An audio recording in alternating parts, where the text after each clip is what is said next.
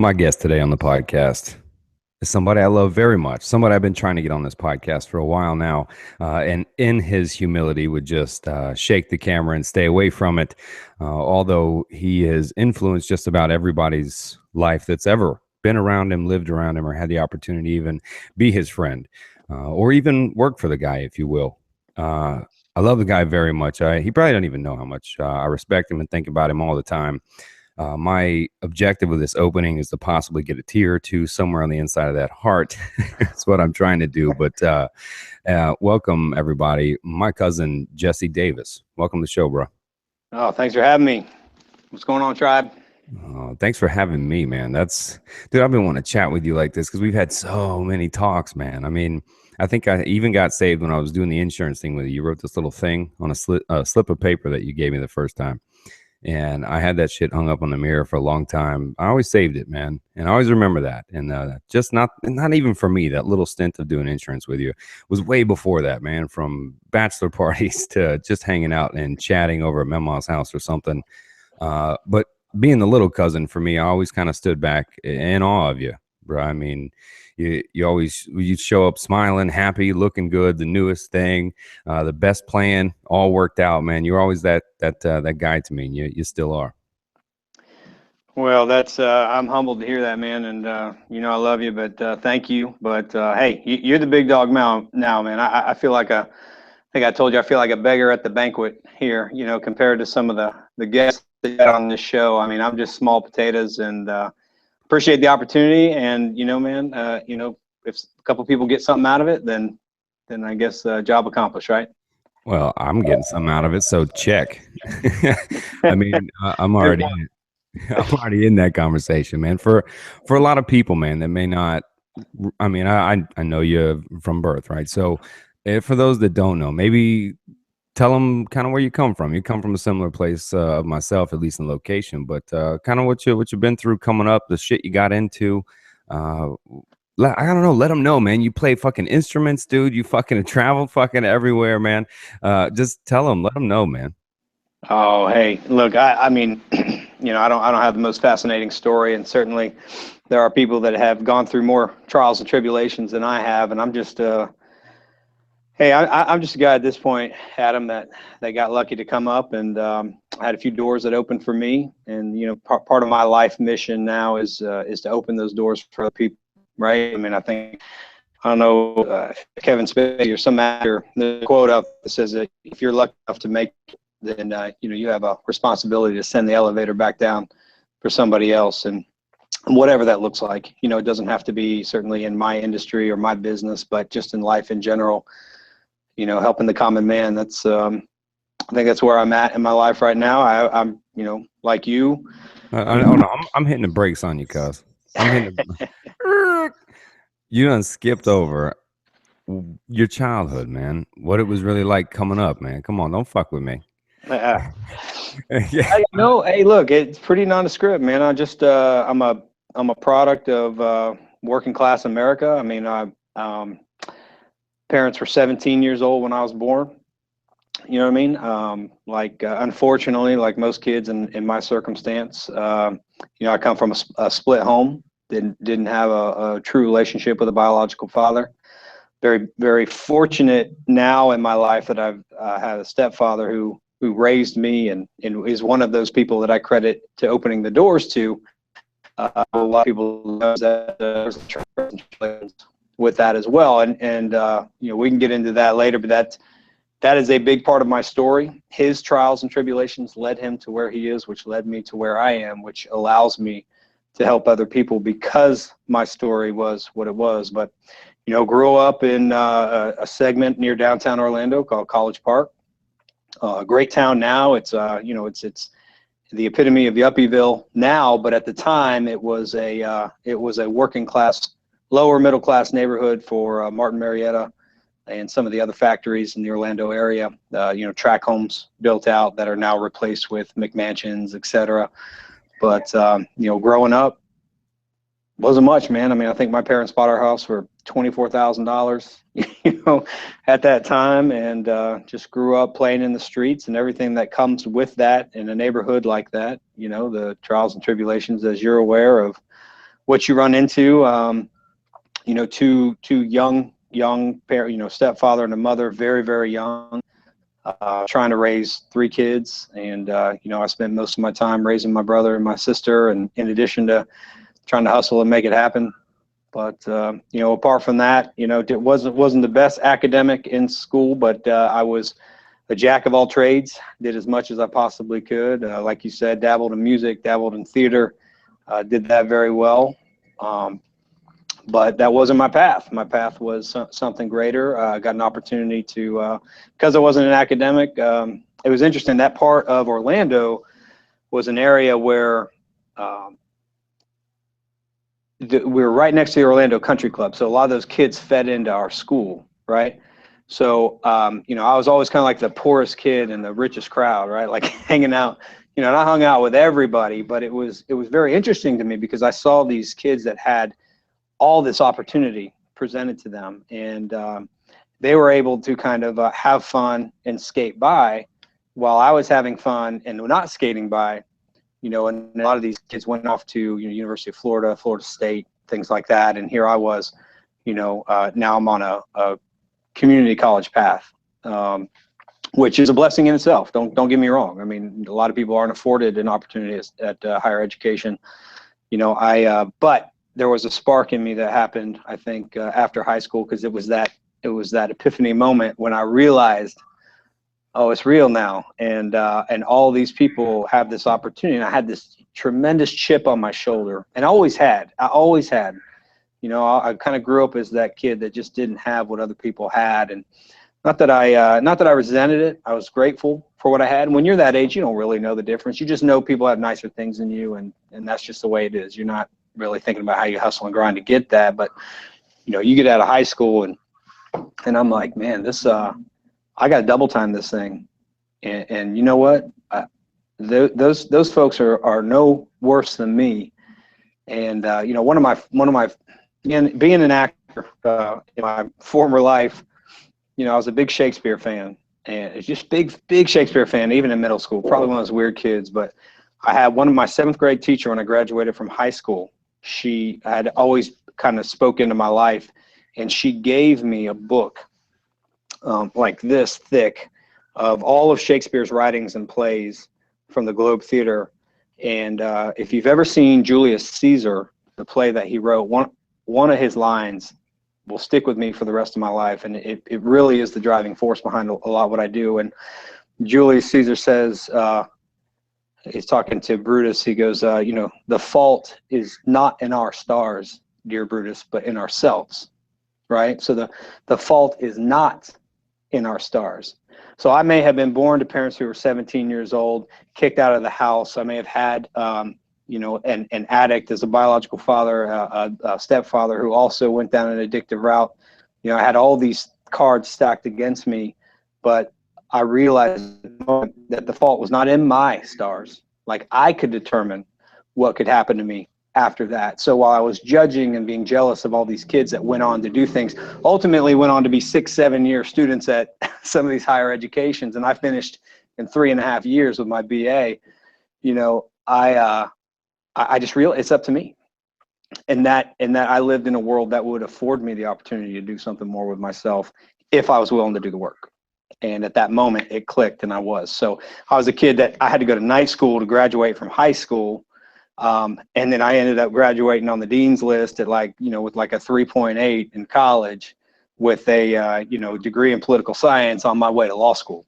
Right. So that was my victory story there. I mean, there's a lot of stories in between that for sure, but, you know, getting back to my purpose and what Man, for me, that I hate to interrupt you, man, but for me, that helps me connect a lot, you know, to be able to say, man, because I have all these small stories of you in my head along those years, and then hearing you really say it like that, I'm walking through you and some stories I heard along the way. And I think you really bring up that point. I talk a lot about how, you know, people talk about this process of change, right? They give it this long process, but even you're talking about how, like, this moment, I changed a belief in a moment, and this change emerged from me and everything I was thinking and doing. Mm-hmm.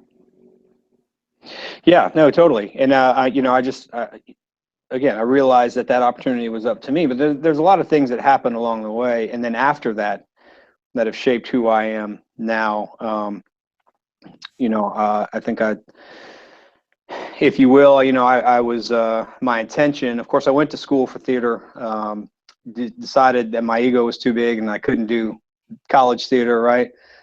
So I wanted to be a teacher. My grandfather was a teacher, a man that I admired my whole life, wanted to do that. And shout out to Papa. yeah, shout out to Papa. I will tell you, admittedly, when you first get into that, you think, well, this is great, man. The male to female ratio is definitely in my favorite classes.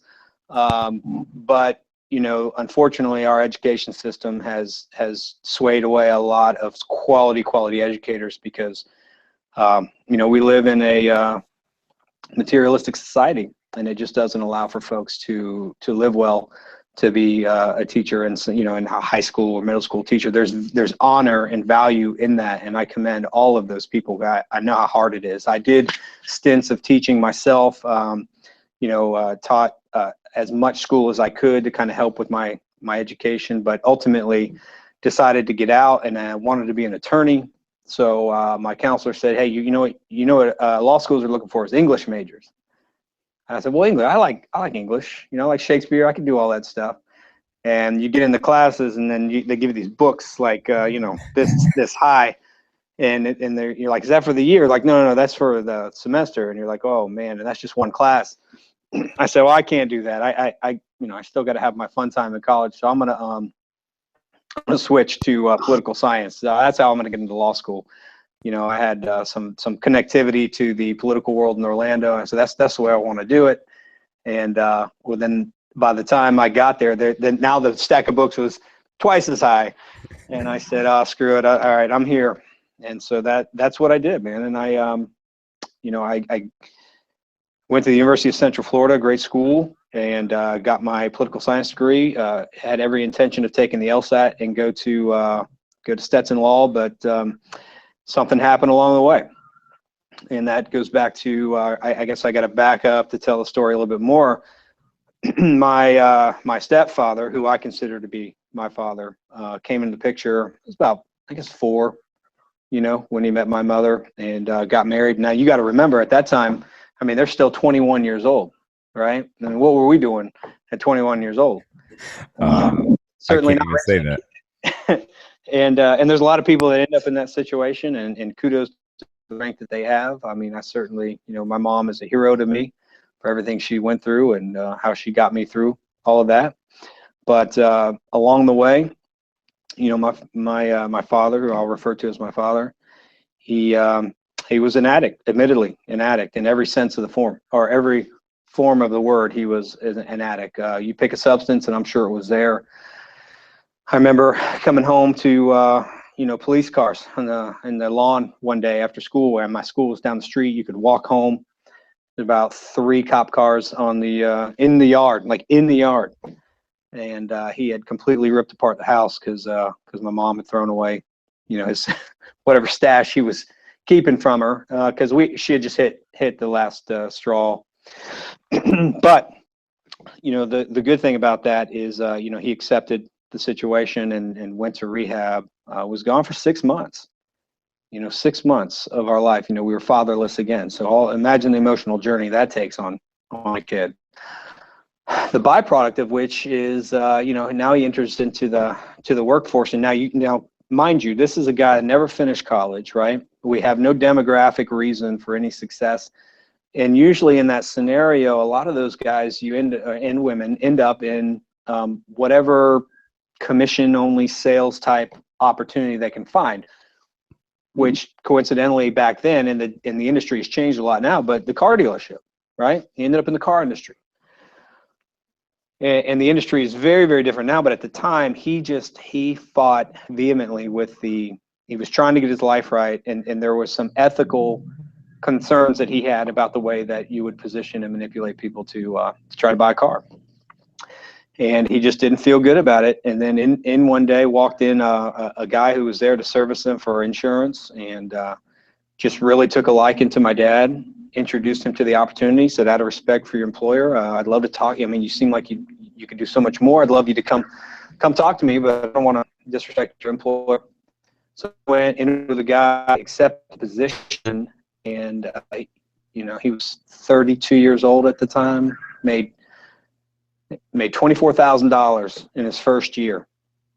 And this is a guy who then, with no college education, went on to become the national head of sales for a Fortune 500 insurance company further down his line. And I can tell you that, of course, all the riches and rewards that come with that kind of success. Well, I remember him. That's how I remember him. Really, is successful. He had a massive home, right? I remember him in those images, and just being like, "Shit!" Like, wow, and knowing that it wasn't this college or actor guy type money, right? It was just this. I knew it was a sales guy who had worked really hard, and the levels he had got to, even despite the addiction, right? I mean, that's a hell of an accomplishment himself, just trying to deal with that and get there. Yeah, totally. I mean, he built something, and of course, addicts, and I think there's an addict in all of us. There's certainly obsessive compulsive tendencies in all of us, and addicts particularly have strong OCD tendencies. And so he just traded one for the other, right? I mean, not only did he grow and build this empire of a business, but he also went on to do Ironmans and all kinds of like mega triathlons and just things that just make me, I remember the garage, man. The garage over there, it was like every outdoor vehicle, kayak, bike, and he had like 6 different bikes. I remember all worked up. That's right. He was always doing that health stuff too.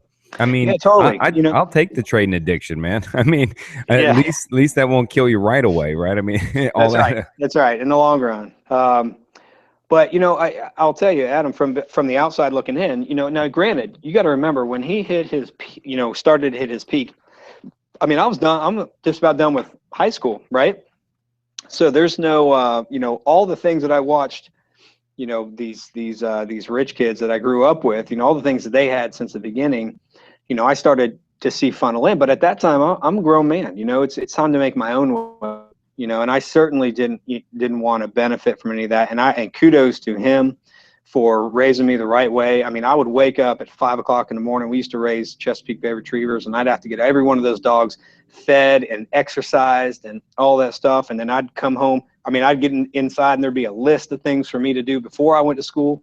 And then when I got home from school, there'd be a list of things that I had to do after that. And, well, bro, that's impactful, man. The living like that. Look, the idea of just because people don't have stuff or then get stuff means that an environment changes. I mean, more research is coming out now that the kids that actually come from a little bit more stuff, if you will, to summarize, that actually have a worse time with mental health, have a worse time with decision making, and especially getting on their own feet, etc. So that separation is clear.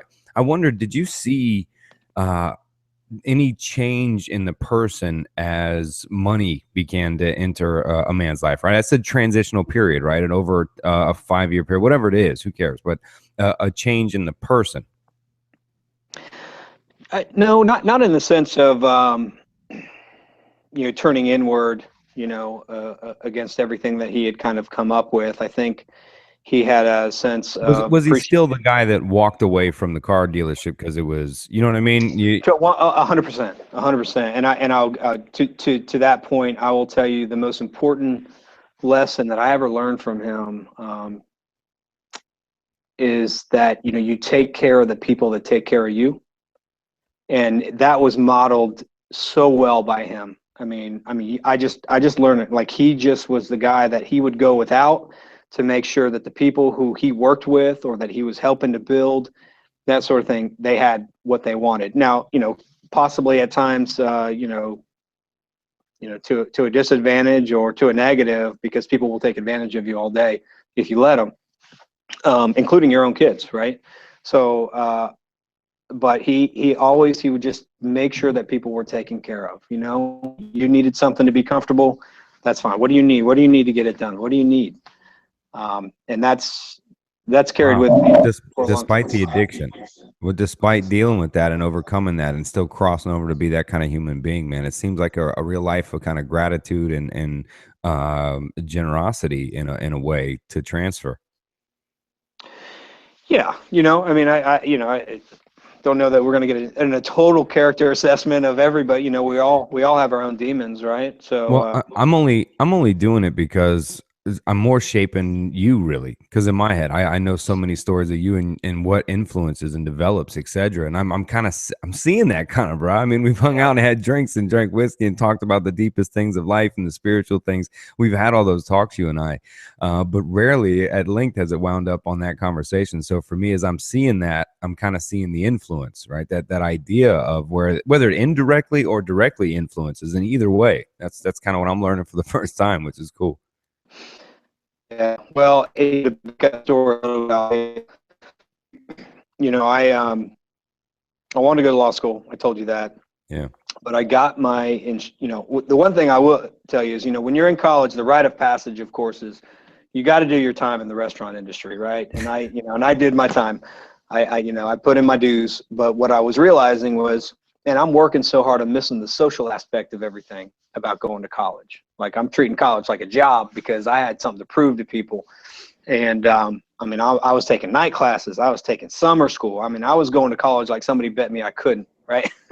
Like, I was gonna get. That's why I finished 3.5 years. You know, I was gonna get this thing done. And I said, man, I really like to enjoy this, because, you know, by the time you roll out of your job at a restaurant, it can be 3 o'clock in the morning, right? So, you know, and you just can't. You can't. You know, I like to. You know, I exercise. I like to work out. I was a gym rat when I was in college. You know, you just can't wake up 2 hours later and get after it hard and sustain that. So I went to my dad and said, hey.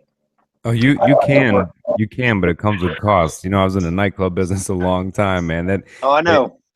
But even the restaurant, it's all included to me. Service industry, restaurant, nightclub, bars, it's all the same idea. And you're so right, man, because your social life becomes absorbed to what you do then, and you're missing the vitamin D, so no circadian therapy, right? You don't even know what you're operating on, man, and Right. it's a whole nother fucking world in both of those industries, really.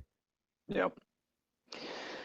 Yeah, and I tried my hand at a couple of different things, but ultimately went to my father and said, you know, hey, you know, I'm at the University of Central Florida. Your office is downtown Orlando. It's, you know, it's a 15-minute drive. You know, let me come and help.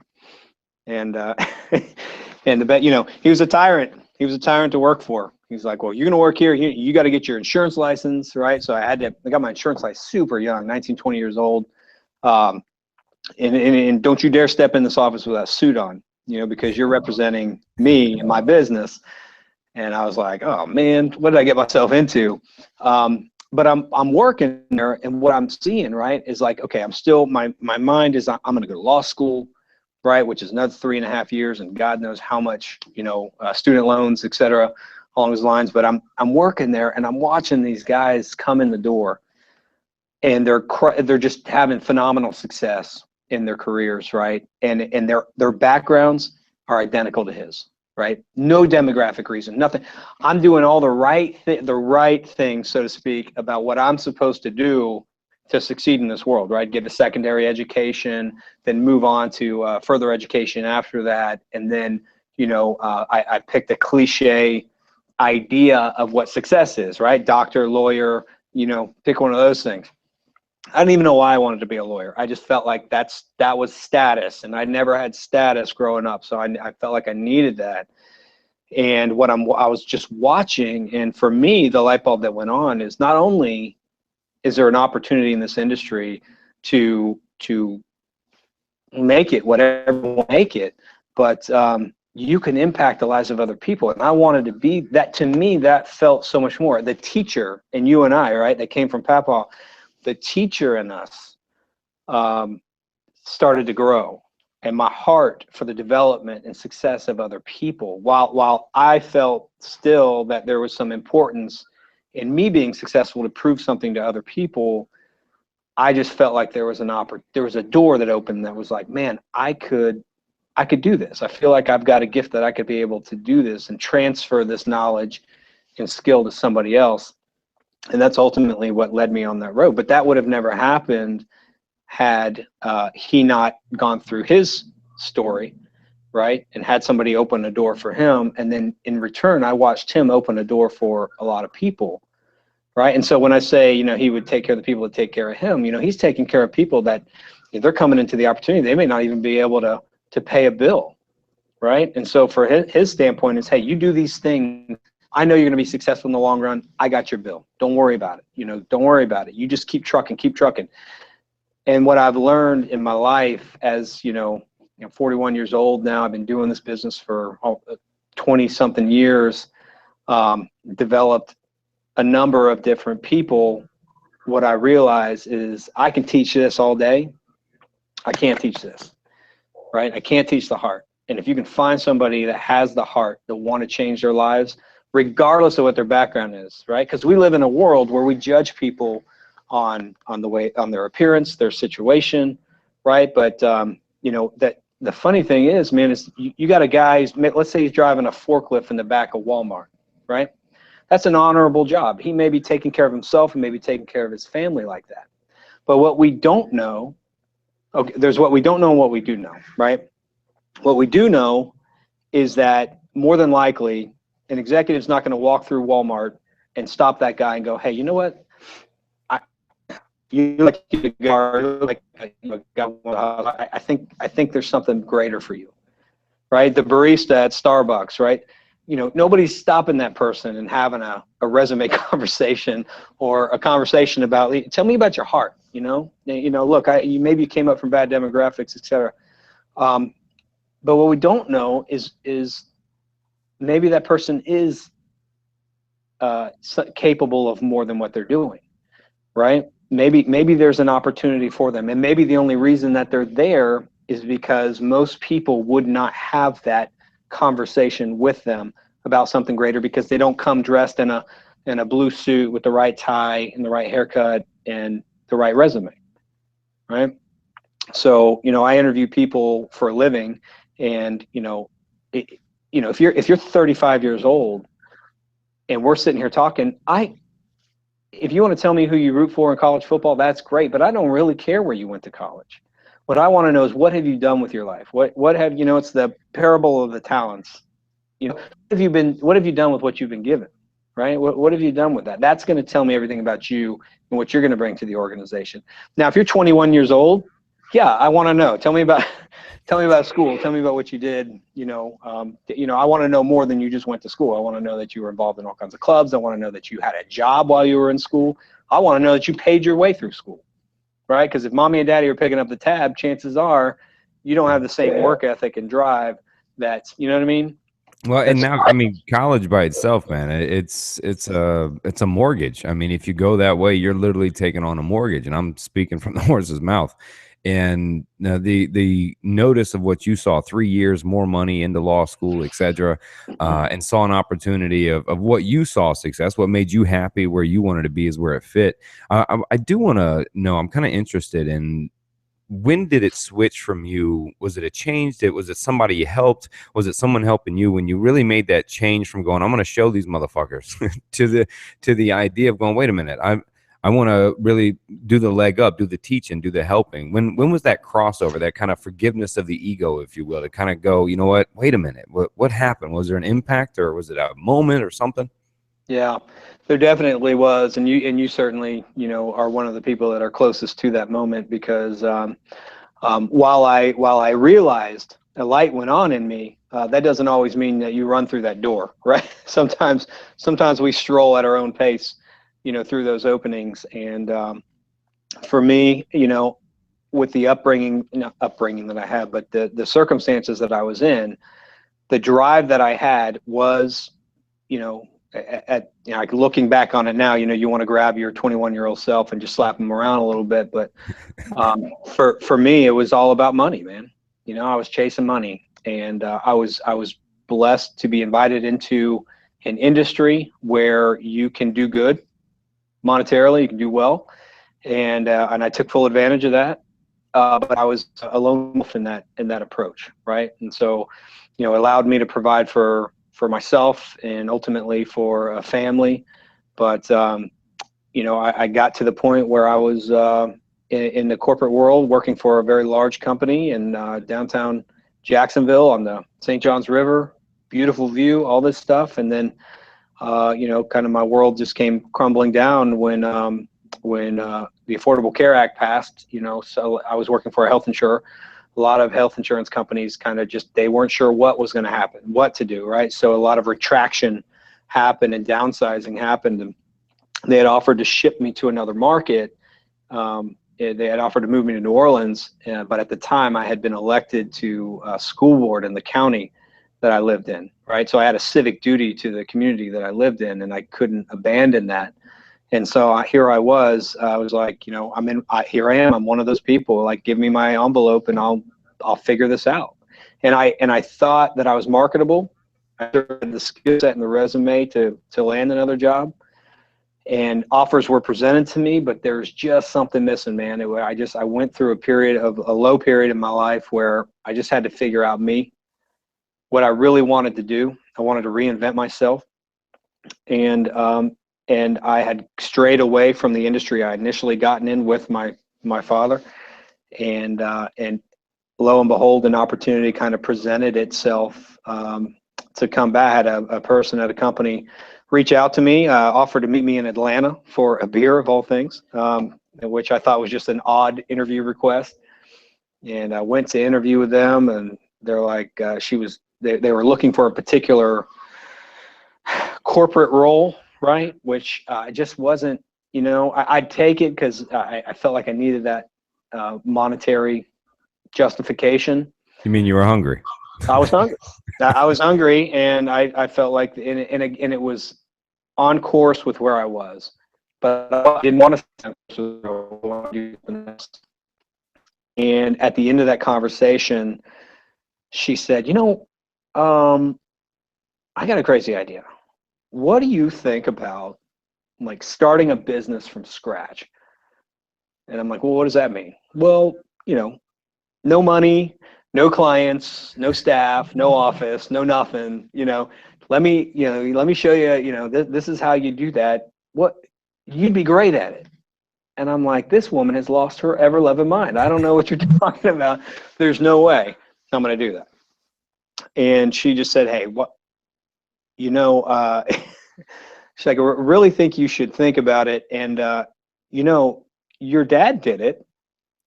You think you can't do it? So she knew all the right buttons to press. So Damn. I don't know if she'll ever hear this, but Elena Darsprit, if you're out there, I love you. Thank you for the opportunity. She opened a door for me to a career at an insurance carrier that helped shape my life.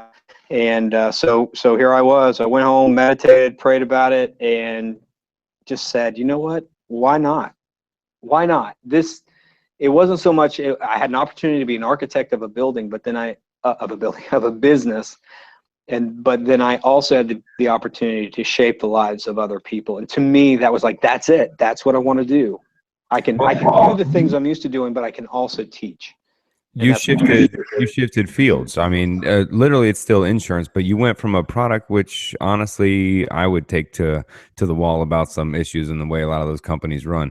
But you switched from that, almost heaven sent, right? Like being handed the envelope at the time was like, fuck, devastating. But really, it was like the open door, and when that happened, that devastating part, because you even switched to a different side of insurance that I got to learn a little bit with you, was I can see is definitely helpful to people. So you know, even for my for what exists now, I'm not saying it's ideal or perfect or the best way. We can always scratch out, but for what was available, for the issues that were on the main side, you even switched. So you kind of switched the products you were selling, the environment you were doing, and like you said, it gave you the opportunity, like you said, to help other people.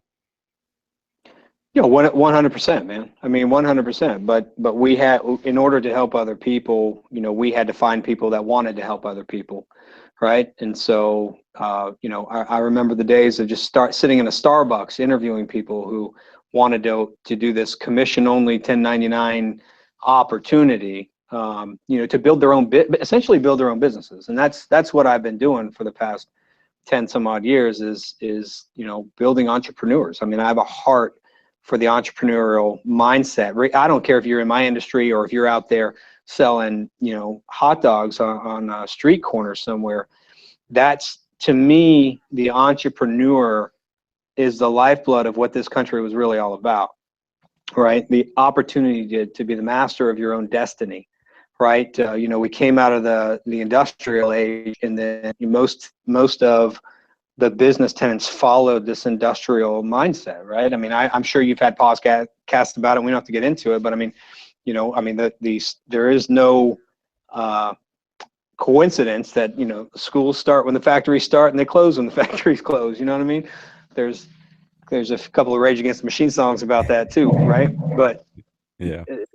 but that's the thing. I fell into the trap, and probably a lot of people that are listening to this fall into that trap too, or fell into that trap at one point. That and we do it to our own kids. It's like, hey, you got to get good grades. If you don't get good grades, you're a failure. You got to go to college. If you don't go to college, you're a failure.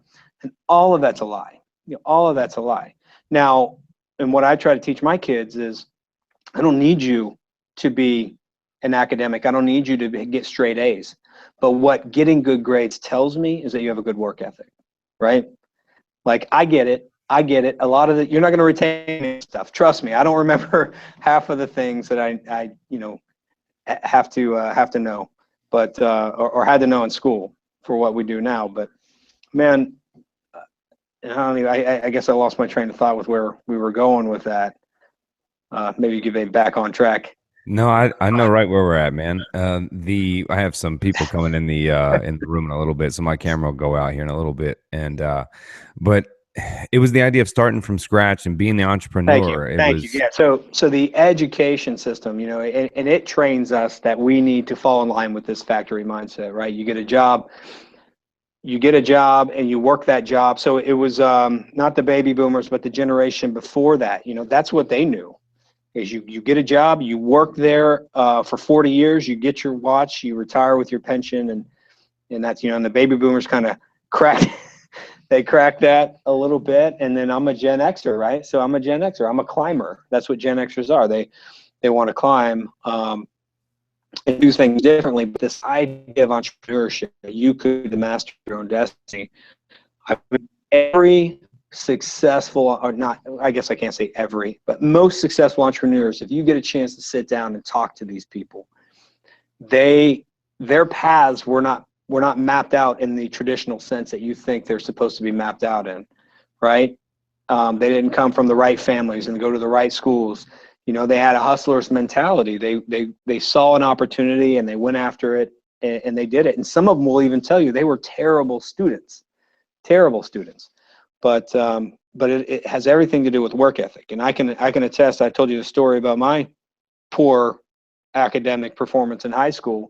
Had everything to do with my inability to focus on it. Like, if I would have focused on it, I could have been valedictorian, but I just didn't want to. I wanted to enjoy the social aspects of high school versus get the work done.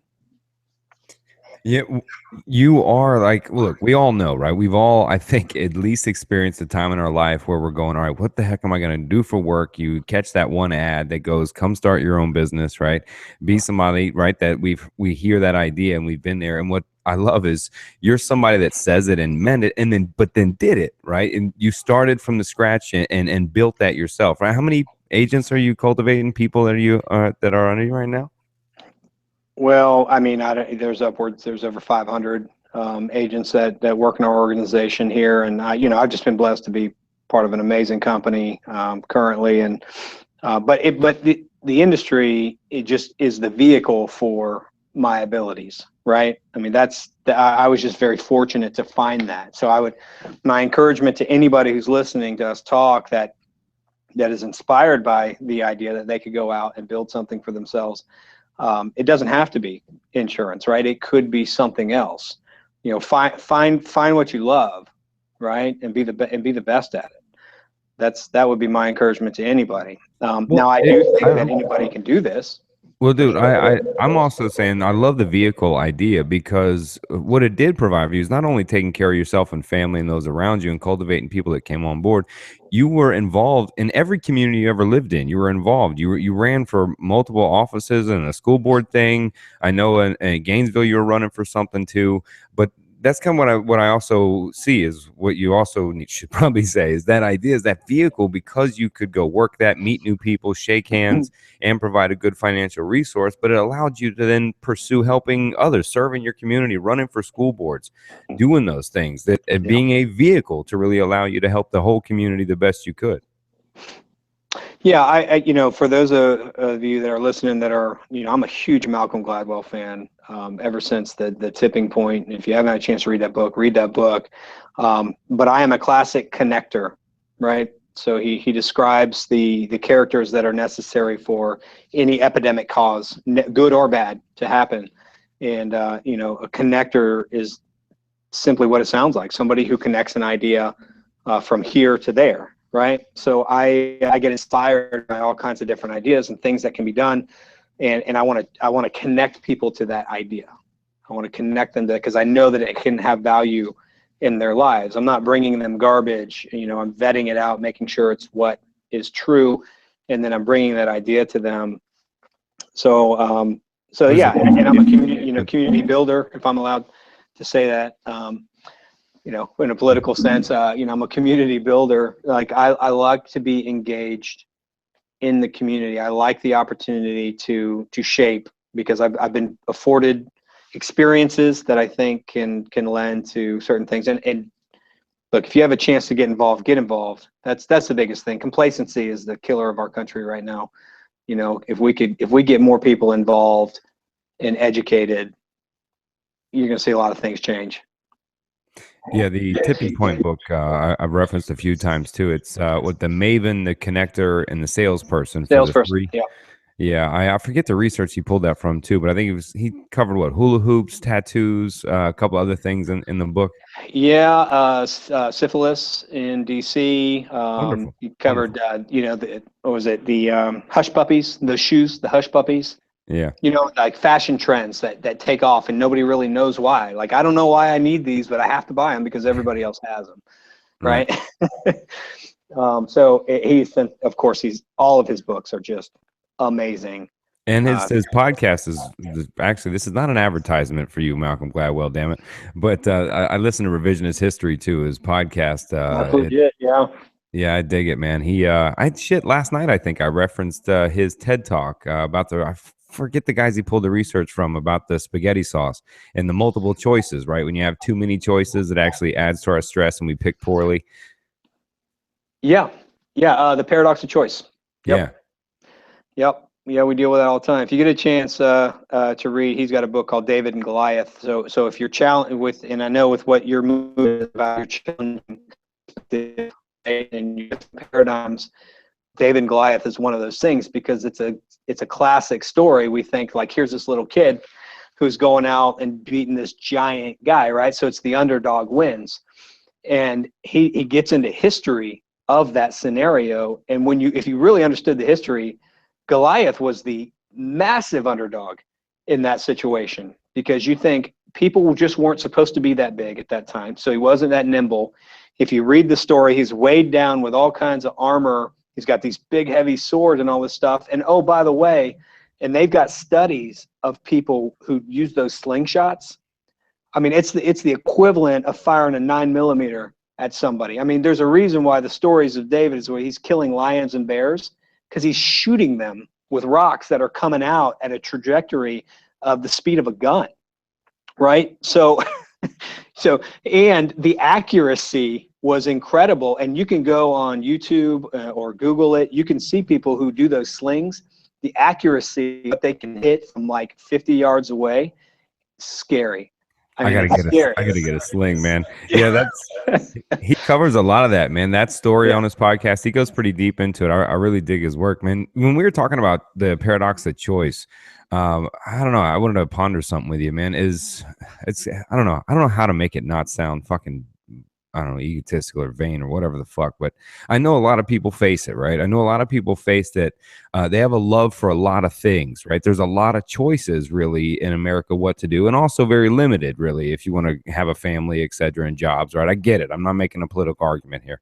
I'm making the idea of asking, you know, you were into so many things. You were always cultured to me, right? Yeah, you would bring you know, the trumpet around. You'd play some Chet Baker around me, right? But then sometimes it would be you know, oh wow, damn, I forget the other group's name. Anyway, it was just always something different, culture new, right? And you were good at a lot of shit. So the idea that you had a heart for so much, I know your passion was in music, also in theater, and maybe even the idea of law at one point. You had a lot of impactful ideas. How did you really sift through that and kind of settle and decide? You know, I don't know that I settled and decided on anything. And I would, you know, I try to teach to my own kids. You know, the one thing that as I've gotten older, that I've learned to hate is this idea that any of us have to be pigeonholed into a stereotype or pigeonholed into an idea of what we think we want. You know, Or by one of what the we do, right? yeah, I mean, one of the best quotes I've ever heard was by oh gosh, it's going to be awful. Who's the bassist for Kiss? Gene Simmons. Sorry. So Gene Simmons, somebody was interviewing him about, you know, I mean, if you learn anything about that guy, he is an incredible entrepreneur. And he even said, he's like, well, who said that we had to do one thing? Who said, because they're like, why, you know, you made a bunch of money, you're a famous rock star. Why would you want to get into merchandising? Why did you want to get into all these businesses? And he's like, well, who said I had to do one thing? Who said I had to be defined by one thing? Why can't I do different things that I want to do? And I kind of feel like I've always been like that. I may not have been able to process that. You know, I just knew that I had an affinity for arts, and I think that comes from our teaching mindset and the desire to explore the capabilities of man and the expression of the human being, right? I mean, there's so much of that that's involved in art, and if you're not engaged in art, and if you think it's silly or frou-frou or whatever, I would tell you to get over that and really, you know, don't pigeonhole yourself and assume like you've got to be a redneck or a yuppie or like you. And so because I'm categorized and stereotyped as that, I can't like these other things because it doesn't fit in my genre, right? It doesn't fit in this area. But I'm just a guy, man, that I just like to do a lot of things. I want to experience as much as I can in my life. You know, and certainly life gets in the way of being able to do that sometimes. But, you know, I think it's good for us to try different things, to open up different avenues, even if we don't follow them, even if we give up on them 6 months. You know, if you start playing guitar and then 6 months down the road, you're like, not interested anymore. Well, so what? It triggers things in your brain that help you grow and expand as a person. So try it all. It, I don't know if that answered your question or not. yeah, no, it does. I mean, why do you think we define ourselves so much by this is what I do for a living? Like it tends to be like, Right. you know, hi, my name is, and I do this, or really, who are you? Well, I'm a sales guy, or I'm a teacher, right? It defines us so much. Well, okay, so that's who we are as people. Like we are biologically predisposed to identify in tribes, right? In groups, right? So if you look at the progression of mankind, I mean, you go back a few 1,000 years, you know, we live in tribal communities where, you know, no more than 250 people, maybe in some scenarios, you know, you get to 1,000, that's when mass chaos starts to break out. So we identify in tribes, right? So I tell you, I am a suffering lifelong Dolphins fan, right? Um, and so you say I am a Giants fan, so I can't identify with you, right? But then I go and I meet somebody and I go, oh, you're also a Dolphins fan, and we start talking about the Dolphins. Well, that guy, he could be a maniac, but in that moment, I'm safe, right? Because we have a commonality. We're part of the same tribe. I'm not worried about this guy because we have some commonality. And I think our biological tendencies are to just make sure that in any given scenario we're safe. And so we need to categorize ourselves by our professions to let people know I'm not a threat to you, right? I need you to know what I do. This is what I do. And this is how successful I've been or not been. You know what I mean? So we're identified in that tribe. Don't you? I mean, what's the obsession you think of like the talkers, the speakers that are multimillionaires, right? This obsession or this viralness that happens when some new face comes along that's built a software company that made $1 million, that likes to wear t-shirts and chucks, and he's cool, and he says a couple motivational fuck words, and you know, we get this spread, right, of this belief. I mean, do people really want to be billionaires? I mean, is that what they're doing? What's the infatuation with that? You talking about Gary Vee? Maybe. You know, I had this conversation actually this morning with someone that I work with, Andrew Story. If you're out there, Andrew, hey buddy. We were talking about that. I you know, with how, you know, and Andrew's a big part of kind of what we're trying to accomplish where I'm at now and developing other people, you know, and it's a process. You know, when you help coach and teach people, it's a process. And guys like that, I think they're pretty good. You got to know the guy's got a good story. I'm talking about Gary Vee. He comes from the wine business, believe it or not, if you've done anything on him. I don't subscribe. I'm not a hater. I'm not a hater. I was telling Andrew this morning, I go, you know, guys like Gary Vee, guys like Eric Thomas, some of these other guys, there's a place for those guys. There's a moment for them. Trust me, there's times when I need to hear what some of those guys are saying. But to me, this is what I referred to it this morning. I was like, it's like fast food. It's like junk food, right? It's junk food. Like it sustains you in the moment that you're in, but over the long haul, the messaging of what they're driving doesn't. I don't think channels change. Right? Well, why do you think we're so damn, my mic does something every time I talk. It's trippy. It sounds like a Godzilla or something screaming. But like that obsession that America has, right? A mass, like, show me another video of it, right? Give me more. I guess if it's junk food, I love the metaphor because it matches the junk food metaphor of America, right? They're eating up this bullshit that doesn't mean anything, right? Or whatever. Some do, right? Like you said, but it seems to match the junk food epidemic at the same time. But I mean, why do you think people look at that, right? Why are they focused on how to be like that, biohacking the billionaire way, right? And this obsessed push or drive to be that. I mean, we're not going to be billionaires, right? I mean, what happens if we all do that, right? And we're all Gary V's, right? I mean, I don't know. The obsession gets me. And so I guess we'll stop talking specifically about those people, but in general, the guys that do that stuff. And there's a million sub-minions just like that are all trying to get out the same type of message. And, you know, and I think we buy into that because we all buy into the concept of hope. Like, we want hope, you know. I mean, if I could take that, you know, so for example, I mean, here's the connectivity to where I am, you know. Person, they want to do something better with their life, right? Like they came from the wrong demographics. They just haven't been able to build the right resume. They want an opportunity to make 6 figures. Let's just say that's the dream. And they just don't know and nobody in their right mind is thinking insurance is the right vehicle for that, right? There's nothing sexy about the idea of insurance, right? But there is something very sexy about the idea of building your own business, running your own business, being the master of your own destiny, you being the one that determines what your paycheck is and how you help people, right? So again, I'm sorry, I'm always 5 steps ahead of where I'm thinking, but you know, these guys are driving these messages home, and it's junk food. It sustains us in that moment because it reminds us that I want to do something more with myself. And then we do but I got to finish this game of Halo, right? Or I've got to do this. I got to do this, and I want to do more, but my shift starts in 30 minutes, and I just, you know, so I'm going to listen to this, and I'm going to be inspired at the moment. But the problem with that is, you know, inspiration is always external, right? Motivation is internal. So what I try to do with people is try to help them figure out what their motivation is.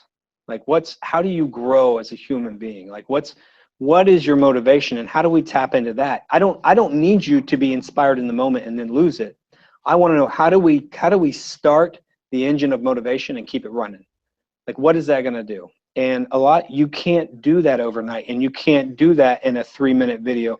It has to be through constant connection and coaching and identifying and figuring out what it is that your motivation is, right? Writing that stuff down, figuring out, creating a vision, creating a short-term plan, a mid-term plan, and a long-term plan. And those guys don't talk about that stuff. And if they do talk about it, it's just they're in a club and there's lights going and he's yelling at somebody, some, millennial about, you got to get off your ass and you got to work, you do thing in this life. You got to work, work, work, work, work. And there's some truth to that. But when that kid turns off that video or scrolls to the next video of some kid falling off a skateboard or whatever, and they're completely and totally distracted from that, they lose it. So I think, for those of you that want to do better with yourselves, and you maybe you just haven't, maybe you didn't have the right parents to show you the way, maybe you didn't have the right influences in your life, right? Maybe you didn't have the right village or tribe to help you build up what your motivation is in life and how you can make a difference in the world, right? Your motivation should always be to drive results externally, in my opinion, not internally. How do you impact, influence the lives of other people? You think outside of yourself, and then that's when things start happening for you. It's always when we become selfish that we end up failing or staying stagnant to where we're at. So again, these guys, there's a place for them, and there's a time and a place for them. And and I saw you, you're disappointed, but there's times when it's like, hey, you know what? I could use some junk food right now. It's the reason why it's like I don't watch a whole lot of TV, but every once in a while when I do, it's nonsense. And it's shut my brain off. There's absolutely no educational value to it. And it's only for like 30 minutes. And I'm like, okay, let's get back to being constructive in life. And, but there is a place for those guys. And honestly, my hope is if they have to exist, that if they can serve as a catalyst and somebody grows from there, then I'm cool with it. I like that approach. I'm trying to woosah myself a little more, keep my cortisol levels and epinephrine levels lower, and just say, hey, okay, it's when they do start spouting things that do harm people, like purpose approach and things like that, and then they're charging you $1,500 for those concerts to go to. But it is personal choice too, whether we decide to buy that ticket or go there. But I mean, that's really here and there for right now, man. But I think what you talk about, I even agree with on a level of on a psychology basis. Is I talk that there's no motivated or unmotivated people. There's no such thing. Many people just say, well, Jesse's just motivated, right? Or they're just motivated. And this shit is not scientifically true. And you talk about motivation being internal. That's really, I think, what it's about is, show me the right reward, show me the right belief, and then watch the person become motivated. So it's whether that moves you, whether it actually processes into what you believe, a philosophy in life, and a vehicle is a vehicle to allow other things, right? Whether it's if making money is what helps provide a vehicle, but then you use that to influence your community, to help your community and move in those directions. I think you're right. And what you talk about, man, people can apply not just in owning their own business, but in life and their loves and relationships with their kids. It's, what is the belief that drives me? And when, let's say, for instance, your child is a motivation, just for an easy example. If you're having trouble doing something, you can shift that. You can shift that motivation to say, hey, I'm going to change my belief. I do this because of my child, right? Or because they need that help, right? If we can match that belief, and I like that's kind of what you talk about, is going, what's your belief in life? Do you want to help other people? Do you want to make money so you can start other businesses that help other people? Do you want to do nonprofit? And find that belief within somebody and go, okay, well, let's match that belief to this to get you motivated to this place. Right. 100%, man. And that's, everybody's motivation is different. I've got a 13-year-old daughter who is one of the most creative, artistic people I've ever met in my entire life. She's as talented as they come, and I know there's a future for her in that field, right? And so if I asked her to go put together or edit a movie, like she's a filmmaker, and she's a fantastic artist, I said, go draw me something. Like, she would be on it, and she wouldn't stop doing it. She won't even go to sleep until it's done. But if I tell her to go do some algebra, it's all, it's a whole other conversation. If I tell her to take the garbage out, if I tell her to does it. So there's no motivation internally for her to want to do that. So I have to inspire her as a father, threatening to lose the phone, et cetera, et cetera.